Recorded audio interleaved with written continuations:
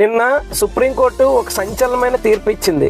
ఎవరైనా సరే హిందూ మతంలో దళితులు ఉన్నట్టయితే, అంటే ఎస్సీ రిజర్వేషన్ ఉన్న వాళ్ళు ఉంటే వాళ్ళకి గవర్నమెంట్ ఎస్సీ అట్రాసిటీ ప్రయోజనాలు పూర్తిగా లభిస్తాయి.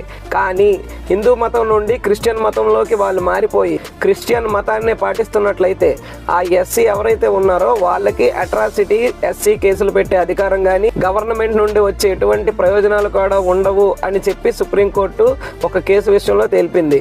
సుప్రీంకోర్టు ఏం చెప్తుంది అంటే, భారతదేశ మూలాలైన హిందూ మతం లేదా బౌద్ధ మతం లేదా జైన మతం, ఈ మతాల్లో ఉంటే మాత్రమే ఎస్సీ రిజర్వేషన్ వాళ్ళకి లభిస్తుంది. లేదా క్రిస్టియన్ మతాల్లో కానీ ముస్లిం మతంలో కానీ వెళ్తే వాళ్ళకి ఎస్సీ అట్రాసిటీ కేసులు పెట్టే అధికారం కానీ అటువంటి రిజర్వేషన్లు ఏవైనా ప్రభుత్వం తరపు నుండి రావు అని చెప్పి సుప్రీంకోర్టు చెప్తున్నట్లు మనకు తెలుస్తుంది. పాస్టర్ల మాయలో పడకుండా మీరు పూర్తిగా రిజర్వేషన్ల గురించి కనుక్కొని మారడం చాలా మంచిది.